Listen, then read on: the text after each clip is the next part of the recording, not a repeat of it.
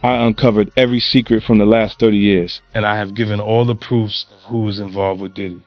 I have presented the videotape of Diddy's parties as evidence. Now no one can save Diddy and the other celebs. After watching the rest of the documentary, you'll understand everything. How you the fucking hardest hustler in the world? That was don't tell you that shit. It's 2022, I'm doing whatever I want to ever. Today is Friday, February 20th, 2026, and for Sean Diddy Combs, this is not just another court date, this is the day everything changed. The man who was already serving a 50-month federal sentence woke up this morning inside FCI Fort Dix believing his legal situation was under control. By the end of the day, that sentence had reportedly doubled in impact, because just hours ago, a federal courtroom made a stunning decision. Diddy's 50-month sentence has now been increased to 10 years behind bars. And here's where it becomes even more explosive. This dramatic shift didn't come from new raids or a surprise arrest. It came shortly after 50 Cent released a brand new documentary on Netflix, a project that allegedly exposed deeper layers of Diddy's case, reignited public outrage, and created enough pressure to reopen the courtroom doors. A documentary, a media storm, a reopened case, and now a decade-long sentence. 50 Cent has been working on this documentary for almost 2 years. The footage he has is insane. The people he got speaking about Diddy is ridiculous. When 50 Cent released his new Netflix documentary in February 2026, it didn't feel like simple content, it felt strategic. This wasn't a sequel made for views or a recap designed for streaming numbers. It was presented as an expansion, a deeper dive into the legal world surrounding Sean Diddy Combs. Reports claimed the film included extended witness interviews that weren't highlighted in the first series, pointed out alleged timeline inconsistencies in earlier court proceedings, featured legal analysts questioning whether the original sentence was proportionate, and laid out structured patterns prosecutors may not have fully emphasized. But the most powerful part wasn't just the information, it was how the story was framed. The documentary didn't show isolated incidents, it showed patterns. It connected dates, locations, relationships, financial movements, and testimonies into one continuous narrative, suggesting the original sentence may not have captured the full public scope of the allegations. Within hours of release, clips were trending across social media. News panels debated whether the sentence had been too lenient. Legal commentators questioned whether procedural gaps existed. Then something critical reportedly happened. Diddy's legal opposition filed a renewed motion, arguing that newly surfaced material and broader context justified judicial reconsideration. This is where media meets law. Documentaries don't have legal authority, but they can amplify public scrutiny, and scrutiny can create legal pressure. The documentary that claimed, which we know wasn't true. Yeah, check. So we don't talk about things that are nonsense. We don't even entertain nonsense, my brother. So we're not even going to even go there, with all due respect, but I appreciate you as a journalist asking. Thank you. Listen, 7 years ago, I'd have been like, yo, did you hire somebody to kill Pac? But no, you have to do it like a journalist. Yeah. No, I mean, we wouldn't even get into nonsense like that. You know what I'm saying? Which we never believed, by the way. Before today's dramatic courtroom twist, before the documentaries, before the media pressure, there was a federal investigation quietly building in the background. The case against Sean Diddy Combs didn't begin overnight, it developed in stages. First came the scrutiny, as federal authorities reportedly examined financial records, business dealings, and alleged patterns of misconduct said to stretch over a long period.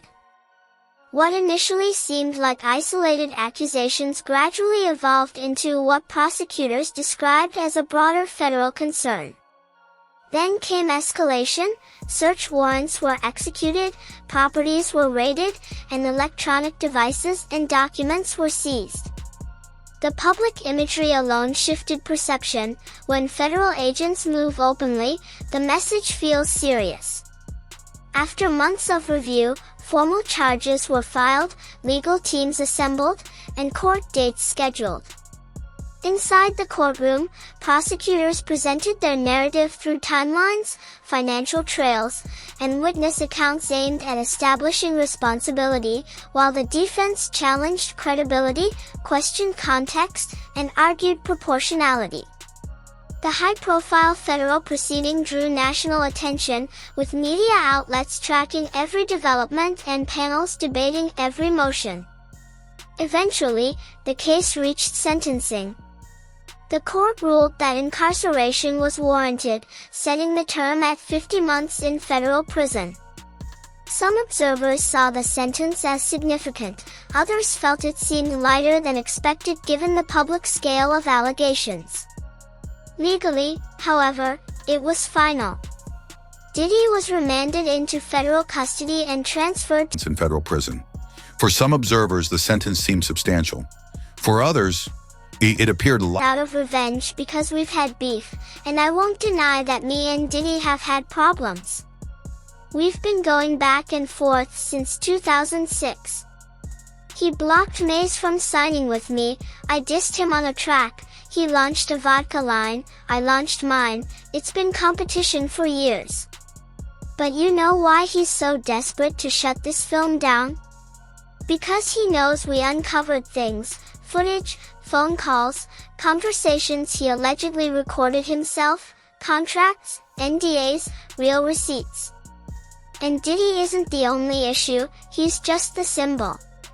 This industry is— A lot of people say I'm doing this out of revenge, because we've got beef. I won't deny it. Me and Diddy have had issues. We've been going at it since 2006. He blocked Mace from signing with me. I dissed him in the track. He launched the vodka line. I launched mine. It's been a back and forth for years. You know why he's so desperate to shut this film down? Because he knows we found things. Footage, phone calls, conversations he recorded himself, contracts, NDAs, real receipts. But Diddy ain't the only problem. He's just a symbol. This industry is full of people like him smiling in the spotlight while pulling strings and hurting people behind the scenes. December 2nd, 2025.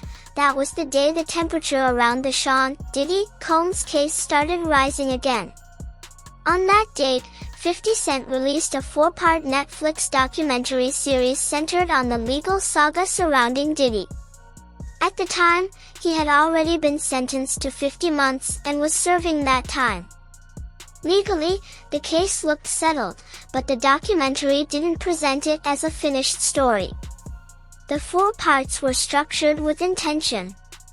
Part 1 revisited the origins of the federal investigation, explaining how scrutiny began, how allegations surfaced, and how authorities started connecting details. Part 2 focused on the raids, showing dramatic visuals, expert commentary, and breakdowns of what federal seizures usually signal and how such operations can escalate cases. Part 3 examined courtroom developments, highlighting prosecution arguments, defense responses, and key moments that shaped public perception. Part 4 questioned the sentencing outcome, asking whether 50 months truly reflected the broader narrative discussed throughout the investigation. The series wasn't just informational, it carried a persuasive tone. Legal analysts and commentators discussed federal guidelines, sentencing standards, and precedent in similar cases. Social media reacted instantly. Clips trended, debate panels formed, and commentary channels analyzed every episode. For many viewers, the documentary reframed the case. Instead of a closed federal matter, it started to feel like a story with unresolved questions. But here's the critical point. Despite the public reaction, nothing legally changed in December 2025. The court didn't reopen proceedings.